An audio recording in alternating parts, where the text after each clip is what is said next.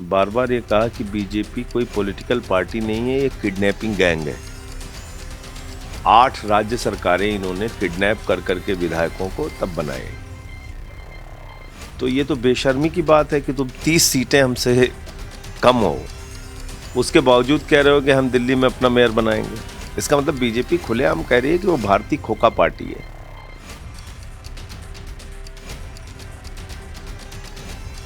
अब कहीं आम आदमी पार्टी का सिंबल झाड़ू खोजने की जरूरत नहीं पड़ेगी। पूरे देश की जनता अब झाड़ू चलाए, राजनीति की गंदगी साफ करे। अब कहीं हमको सिंबल के लिए धक्के नहीं खाने पड़ेंगे। तो ये एक बहुत अच्छी शुरुआत है। भारतीय जनता पार्टी का एमसीडी एक स्ट्रांग होल्ड है, एक मजबूत गढ़ है। उसके बाद जब यहां पर कांग्रेस पार्टी की सरकार थी, शीला दीक्षित जी थी, उस वक्त भी एमसीडी का चुनाव हुआ। कांग्रेस राज्य सरकार में थी, बावजूद इसके एमसीडी में बीजेपी जीत के आई। इस बार 15 साल का किला अरविंद केजरीवाल जी ने ध्वस्त किया है। पिछले चुनाव के मुकाबले बीजेपी 80 सीटें हारी है और आम आदमी पार्टी लगभग 80 सीटें जीती है। योजनाओं को लोग पसंद कर रहे हैं, फ्री बिजली, फ्री पानी, शिक्षा, स्वास्थ्य। इन योजनाओं के नाम पर लोग वोट दे रहे हैं, गारंटी कार्ड के नाम पर वोट दे रहे हैं। और 40 लाख वोट अगर हमें मिला है गुजरात में पहले चुनाव में, तो ये बहुत बड़ी उपलब्धि है। बीजेपी का गढ़ है गुजरात, और वहां पर उस किले को भेदने का काम केजरीवाल जी ने और आम आदमी पार्टी ने किया है। तो सारे लोग आम आदमी पार्टी के साथ प्रतिबद्धता से हैं और वो मेयर आम आदमी पार्टी का बनेगा, और हमारे जितने पार्षद हैं वो एक साथ हैं।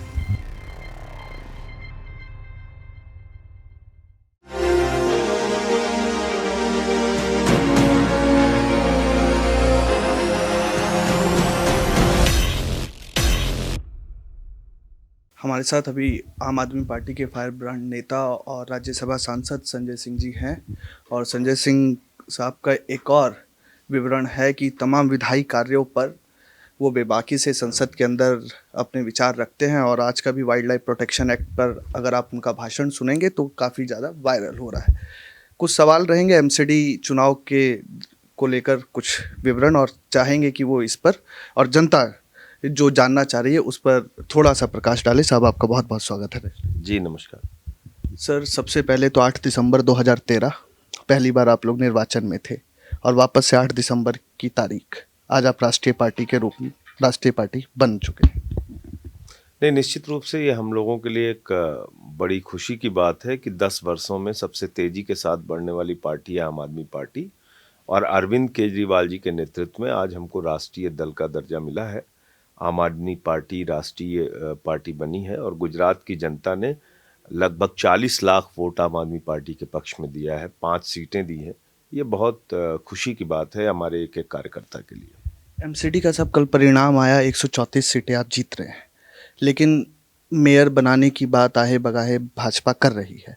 उसमें अब ये है कि 12 पार्षद नॉमिनेट करते हैं एलजी साहब, 7 लोकसभा के सांसद वोट करते हैं और 3 राज्यसभा दिल्ली के सांसद वोट करते हैं। तो कहीं लग रहा है मसला फंस सकता है मेयर बनने में? देखिए, मैंने बार बार ये कहा कि बीजेपी कोई पॉलिटिकल पार्टी नहीं है, ये किडनैपिंग गैंग है। 8 राज्य सरकारें इन्होंने किडनैप कर करके विधायकों को तब बनाए। तो ये तो बेशर्मी की बात है कि तुम 30 सीटें हमसे कम हो, उसके बावजूद कह रहे हो कि हम दिल्ली में अपना मेयर बनाएंगे। इसका मतलब बीजेपी खुलेआम कह रही है कि वो भारतीय खोखा पार्टी है। दूसरी बात, जहां तक विधायकों के वोट देने के राइट की बात है या एमपीज के वोट देने की राइट की बात है, तो उसमें तो बीजेपी खुद फंस जाएगी, क्योंकि हमारे 14 विधायक और 3 सांसद मिला के 17 हो रहे हैं, उनके 7 सांसद मिला के 7 हो रहे हैं। 161 विधायक, 10 राज्यसभा में सांसद, अब राष्ट्रीय पार्टी का दर्जा, अब 543/0 जो चल रहा है उसका आंकड़ा अगले चुनाव में खुलता दिख रहा है। देखिए, मुझे लगता है कि पूरे देश में आज की इस राष्ट्रीय पार्टी का दर्जा हासिल होने के बाद, आज का परिणाम आने के बाद, ये मैसेज गया है कि अरविंद केजरीवाल ही मोदी जी का विकल्प है। आम आदमी पार्टी ही भारतीय जनता पार्टी का विकल्प है और हमारी योजनाओं को लोग पसंद कर रहे हैं। फ्री बिजली, फ्री पानी, शिक्षा, स्वास्थ्य, इन योजनाओं के नाम पर लोग वोट दे रहे हैं, गारंटी कार्ड के नाम पर वोट दे रहे हैं। और 40 लाख वोट अगर हमें मिला है गुजरात में पहले चुनाव में, तो ये बहुत बड़ी उपलब्धि है। बीजेपी का गढ़ है गुजरात, और वहाँ पर उस किले को भेदने का काम केजरीवाल जी ने और आम आदमी पार्टी ने किया है। गारंटी कार्ड की साहब बात है, जैसे आपने एमसीडी चुनाव का जिक्र किया, विधानसभा में लगभग 52% वोट आए आप लोगों को। एमसीडी चुनाव में वो घट कर 47 से 49% के बीच में रहे। आपका जो दावा रहता है कि निम्न मध्यम वर्ग और मध्यम वर्ग परिवार, क्या ऐसा लग रहा है इस मत प्रतिशत के बाद कि थोड़ा सा पीछे हुआ है? देखो, हर चुनाव को उसके परिप्रेक्ष्य में देखना चाहिए।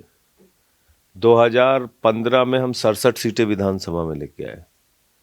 2017 में एमसीडी के चुनाव में हमारी 48 आई, यानी उतनी सीटें भी नहीं आई जितनी विधानसभा में आई थी।